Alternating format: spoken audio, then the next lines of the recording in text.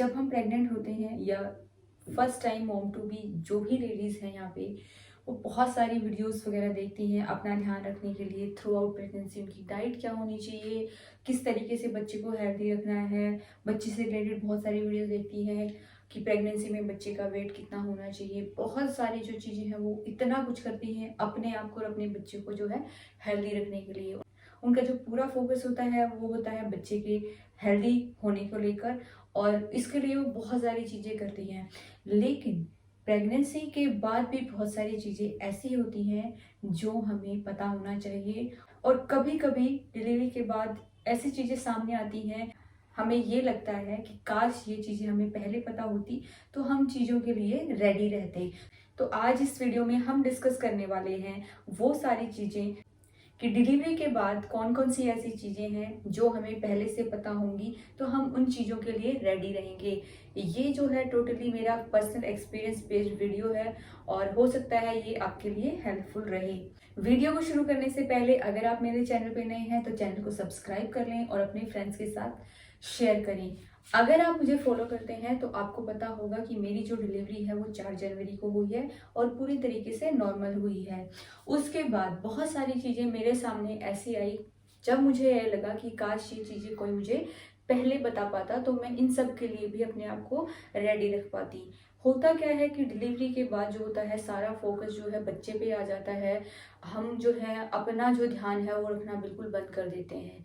तो सबसे पहली बात ये है कि जिस तरीके से आपने 9 महीने अपना इतना अच्छे से ध्यान इसलिए रखा है कि आपका बेबी जो है वो हेल्दी रहे, उसी तरीके से अब आपको डबल तरीके से अपना ध्यान रखना है, क्योंकि अब आपको ब्रेस्ट फीड भी कराना है और अपना ध्यान भी रखना है। क्योंकि अगर आप अपना ध्यान नहीं रखेंगे तो आप बच्चे का ध्यान नहीं रख पाएंगे। तो इस तरीके से एक पहली जरूरी बात यह है कि उन चीज़ों को छोड़ना नहीं है, उन चीज़ों को लेफ्ट आउट नहीं कर देना है जो चीज़ें आप पूरी प्रेगनेंसी में करते आए हैं। यानी कि आपकी डाइट हो गई, जो भी रेगुलर आपकी एक्टिविटीज़ थी, हो सकता है कुछ दिन के लिए वो बंद करनी पड़ जाए, लेकिन उसके बाद आप नॉर्मल उनको रखिए। अपने खाने पीने का जो है वो ज़्यादा ध्यान रखना है, क्योंकि आपको ब्रेस्ट फीड कराना है। तो सबसे पहली बात कि जो 9 मंथ हमने इतना ध्यान रखा है अपने आप का, तो ये ध्यान जो है वो डिलीवरी के तुरंत बाद जो है वो कम नहीं कर देना है। आपको ये चीज़ जरूर ध्यान रखनी है। अगली बात, जब आपकी डिलीवरी होगी, खासकर जो फर्स्ट टाइम मॉम है उनके लिए है, तो आपका जो पेट है वो एकदम से कम नहीं होगा। ये चीज़ आपको ध्यान रखनी है। जब आपकी डिलीवरी हो जाएगी आपको लगेगा कि मेरा जो पेट है वो तो कम हुआ ही नहीं है। आपका जो पेट है वो बिल्कुल ऐसे रहने वाला है जैसा कि 5th या 6th मंथ में किसी का बेबी बम्प होता है, उस तरीके से। क्योंकि यूट्रस का जो साइज़ होता है वो काफ़ी बड़ा हो जाता है और उसको जो है सिकुड़ने में, अपनी पोजीशन में आने में थोड़ा सा टाइम लगता है।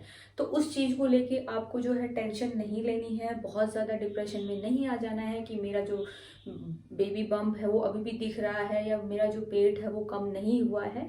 तो इस चीज़ के लिए अपने आप को जो है बहुत ज़्यादा टेंशन में लाने की ज़रूरत नहीं है। जैसे जैसे वीक बढ़ते जाएंगे ये जो है अपने पोजीशन में आता चला जाएगा। अगली बात ये है कि जब आपकी डिलीवरी होती है, चाहे आपकी डिलीवरी सिजेरियन हो चाहे आपकी नॉर्मल हो, आपका जो यूरिन का कंट्रोल होता है, यूरिन का या स्टूल पास का जो कंट्रोल होता है वो कहीं ना कहीं जो है वो डिस्टर्ब हो जाता है। वो होता क्यों है? क्योंकि यूट्रस का साइज बहुत बड़ा हो जाता है, वो आसपास के अपने ऑर्गन्स उनको इफेक्ट करता है। तो इस वजह से आपका जो यूरिन का कंट्रोल है वो कुछ वीक तक, यानी कि हो सकता है 1 वीक या 2 वीक, मेरे केस में ये जो है 1 वीक तक मेरे साथ हुआ था। कंट्रोल का मतलब ये है कि ये नहीं है कि आपका यूरिन कभी भी लीक हो जाता है।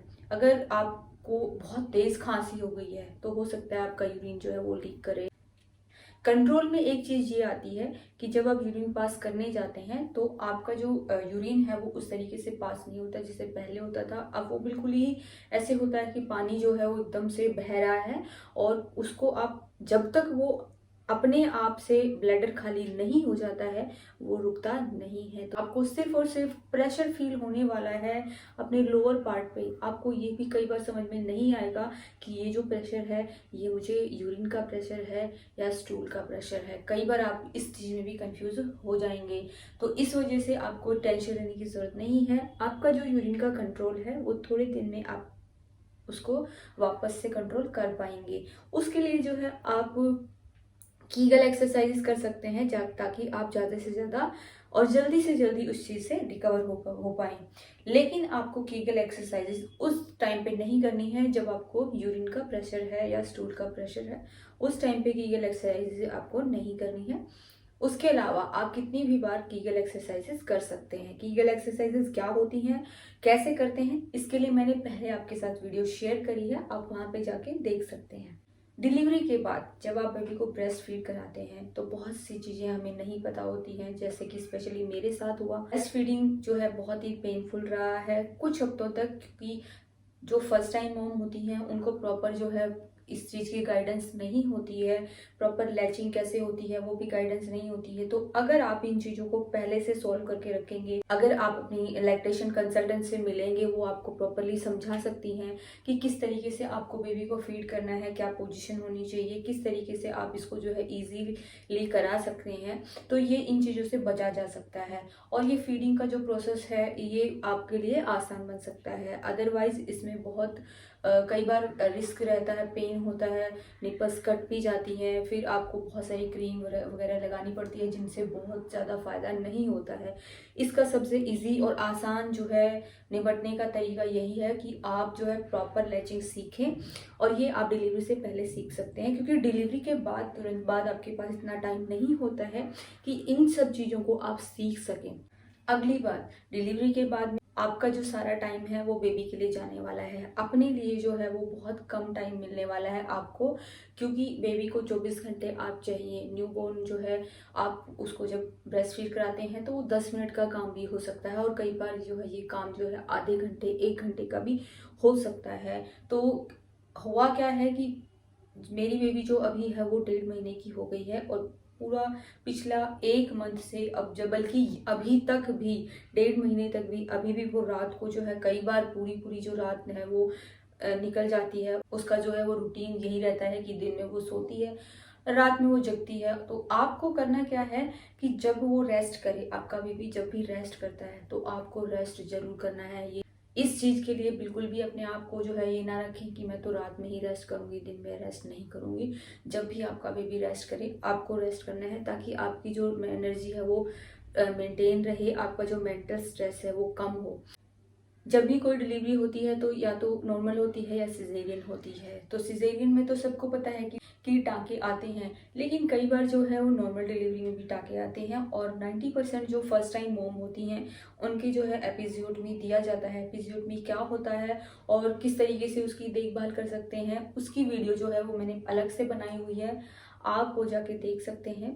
तो मुझे भी एपिज़ोटमी दिया गया था, उसके बारे में मैंने पूरी वीडियो आपके साथ शेयर करी है। तो जब आपको एपिज़ोटमी दिया जाता है या आपको टाँके आते हैं आपकी डिलीवरी के बाद में, तो उनमें कितना पेन होता है, कितने दिन तक होता है, ये सब चीज़ें जो हैं आपको अगर पहले से पता होंगी तो आप अपने आप को मेंटली तैयार रखेंगी और उस चीज़ को फेस करने में डरेंगी नहीं। तो ये चीज़ें जो हैं आपको पहले से पता होनी चाहिए कि हमारी जो है टाँके हैं वो कितने दिन में ठीक होने वाले हैं, किस कंडीशन में ठीक होने वाले हैं, किस चीज़ जगह में ध्यान रखना है। तो ये चीज़ें अगर आप पहले से उन चीज़ों के लिए रेडी रहेंगे, एट ए टाइम पे आपको जो है उन चीज़ों के लिए रेस्टलेस नहीं होना पड़ेगा, आपको जो है टेंशन लेने की ज़रूरत नहीं पड़ेगी। अगली और इम्पोर्टेंट बात, आपको डिलीवरी के बाद जो है वो कब्ज नहीं होना चाहिए। अगर मान लेते हैं कि आपकी डिलीवरी हुई है नॉर्मल या सिजेरियन और आपको कब्ज हो जाती है, तो आप जब भी स्टूल पास करते हैं तो आपके टाँकों पे असर होता है और बहुत पेन भी होता है उनमें। ये मेरा पर्सनल एक्सपीरियंस है, आपका एक्सपीरियंस थोड़ा सा हो सकता है अलग हो, बट मुझे ऐसा लगता है कि शायद ये एक्सपीरियंस सबका सेम होगा कि अगर आफ्टर डिलीवरी अगर आपको कब्ज हो जाती है, क्योंकि हमारा एकदम से खाना पीना एकदम से चेंज हो जाता है। हमारे जो घर में कुछ बड़े लोग होते हैं वो हमारी डाइट में कुछ चीज़ें ऐड कराते हैं, हो सकता है उनसे हमारा जो डाइजेशन सिस्टम है वो बिल्कुल ही अलग तरीके से काम करना शुरू कर दे, हो सकता है हमें कब्ज हो जाए। तो इस चीज़ का आपको ध्यान रखना है कि जब भी आपकी डिलीवरी हो या डिलीवरी से पहले भी आपको ध्यान रखना है कि आपको कब्ज ना हो। स्पेशली अगर डिलीवरी के बाद आपको टाँके आए हैं तो आपको इस चीज़ का ज़रूर ध्यान रखना है कि कब्ज ना हो, ताकि आपके टाँकों पे जो है वो जोर ना पड़े। और आपको कभी भी जो है स्टार्टिंग के टाइम पे आपके टाँकों की हीलिंग हो रही है उस दौरान जो है कभी भी प्रेशर लगा के जो है स्टूल पास या यूरिन पास नहीं करना है। इस चीज़ का आपको ज़रूर ध्यान रखना है। तो ये कुछ चीज़ें थी जो आपको डिलीवरी से पहले पता होनी चाहिए, जिनके लिए आप अपने आप को रेडी कर सकती हैं डिलीवरी से पहले, ताकि जो आपका आफ्टर डिलीवरी वाला जो फेज़ है वो इजी हो सके और आप अपने बेबी पे पूरा पूरा ध्यान रख पाएँ और अपना मेंटल स्ट्रेस जो है वो कम कर पाएँ। वीडियो कैसी लगी ज़रूर बताइएगा, और इससे रिलेटेड अगर आपके कुछ भी क्वेश्चंस होंगे तो आप कमेंट करके पूछ सकते हैं। मिलते हैं नेक्स्ट वीडियो में, तब तक stay healthy and bye bye.